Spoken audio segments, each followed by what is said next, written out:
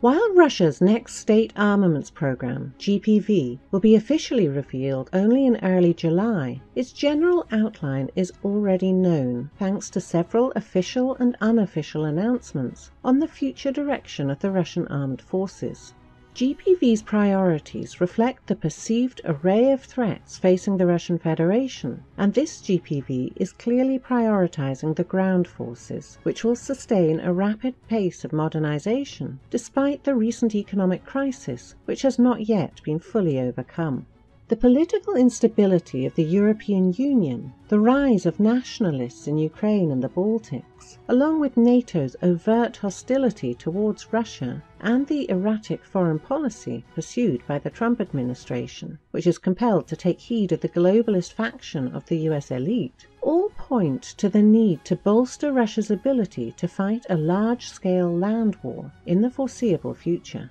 The other priority evident in the available information on the GPV is the desire to have good enough material in service now rather than perfect material later, as manifested by the deferred procurement of a number of systems which are currently under development. The ground forces will not only expand in size, but will also continue to modernize and upgrade their equipment fleet. While by 2025 the most numerous main battle tank in regular service will be the T-72B3 or its upgraded version, Russian sources believe that the T-14 MBT of the Armata family will be procured at the rate of 20 to 30 vehicles per year, with the initial order for 100 vehicles already in. The development of the Kurganets and Boomerang infantry fighting vehicles, on the other hand, has hit a few snags, so that they will not enter service before 2019 at the earliest. As a stopgap measure, the Russian military will continue procuring Berezhok upgrade kits for the BMP-2 IFV, will procure several hundred new BMP-3 IFVs, and overhaul the existing fleet. Land-based air and ballistic missile defense will also be a key priority, with the armed forces receiving Buk M3, Tor M2, and S-300V4 and S-400 missile systems. The prospective S-500, still in the development phase, will likely not be procured during the next GPV term. The biggest predicted change concerning the aerospace forces in the new GPV will be the postponement of the PAC-DA strategic bomber program, which is seen as redundant in the foreseeable future due to the ongoing efforts to resume the Tu-160 bomber production, with the aim of procuring 50 to 60 of the bombers and the modernization of the existing fleet to the Tu-160 M2 standard. The PAC-FA development will continue as before, and the aircraft will enter serial production in the upcoming years. However, most of the aircraft procured under the new GPV will be the already existing tried and true designs seen in the skies over Syria, namely Su-35, Su-34 and Su-30, as well as a number of MiG-35 lightweight fighters, and of course the Ka-52 and Mi-28N attack helicopters. What the GPV will not skimp on is munitions procurement, and the recent statements by senior officials predicting that the Russian military stock of precision-guided munitions will double in the upcoming years is a reflection of yet another lesson learned in Syria. The naval forces, in contrast, have a relatively modest role in the new GPV. Neither the Storm aircraft carrier nor the Leader nuclear-powered destroyer are likely to appear in metal within the next GPV term. Instead, the existing ships, including the Admiral Kuznetsov carrier and the heavy missile cruisers, will undergo major refits to include the fitting of new missile systems, and the role of an oceanic escort will be provided by an enlarged variant of the Admiral Gorshkov-class frigate, optimized to provide area air defense, a solution adopted by many European navies which found destroyers too expensive for their budgets. The construction of missile corvettes and light frigates, ships which more than proved their worth in the context of the Syrian conflict, will continue unabated, as will the procurement of both conventional and nuclear submarines. There will be no change to Arctic-specific naval procurement. The new GPV, in addition to being a response to Western actions and a reflection of lessons from recent conflicts, is also a tacit confirmation of the sad fact that Russia is perceived as a worthy partner for negotiations in the West only because it is relatively immune to political and military pressure. As before, these weapons are intended to be used only as a last resort.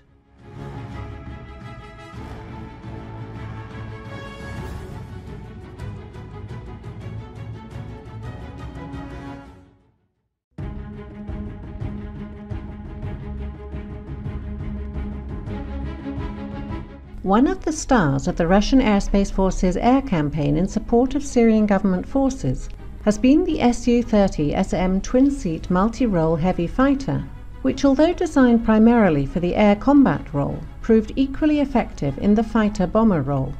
The Su-30 design dates back to the late 1980s, with the first flight being made in 1989. The original intent was to take advantage of the Su-27's tremendous range and payload potential that was limited by the exhaustion a single crew member experienced during lengthy missions, which, thanks to aerial refueling, could last into several hours. Adding a second crew member would reduce the pilot's workload considerably and, moreover, enable the crew to handle a wider array of weapons and sensors. The addition of the NO-11 bar's active phased array radar, capable of detecting and tracking aerial, ground and naval targets, also meant that the twin-seat Su-30 could perform some of the missions usually handled by aerial early warning aircraft, namely control of the airspace and the direction of friendly aircraft to their targets. The collapse of the USSR meant that the Su-30's entry into service would be greatly delayed, as the technologies necessary to fully utilize its potential would not be available until the early 2000s. Moreover, the reduction in the number of combat aircraft meant that each plane would now have to carry out multiple functions. It meant that the days of specialized fighters, attack aircraft and bombers were coming to an end, as evidenced by the fact that all the late-model MiG and Su aircraft have multi-role capabilities. The Su-30 was not an exception. The Su-30M2, which began entering Russian fighter regiments in 2010, and the Su-30SM, which followed 2 years later, can use a wide range of unguided and guided air-to-ground weapons, including medium-range air-to-surface missiles like the Kh-29 and Kh-59, and satellite-guided bombs, in addition to the full array of advanced air-to-air weapons, including the RVV-SD active radar homing missile, which is often seen carried by Su-30SMs and Su-35s over Syria, as insurance against NATO fighters' interference. The Su-30 also proved to be a remarkable export success. It turned out that many countries around the world, including India, China, Malaysia, Venezuela, Indonesia, Uganda, Vietnam, Kazakhstan and Algeria, also had a need for a powerful long-range fighter aircraft capable of handling a wide range of missions, and could not afford to procure equivalent Western aircraft, such as the F-15. Since many of these countries participate in joint exercises with Western air forces, these exports made it possible to evaluate the Su-30 against its contemporaries. It is a testimony to the basic Sukhoi design that the addition of the second crew member and the expansion of its capabilities did not affect its original air-to-air mission, for the Su-30 has excelled whenever pitted against Western aircraft, such as the F-15, F-16, Fa-18 and the Eurofighter Typhoon. There are no indications that the Su-30 has ever faced the fifth-generation F-22 in such matchups, but even though the US fighter is on paper more modern than the Sukhoi design, the outcome of such a matchup would be a far from foregone conclusion.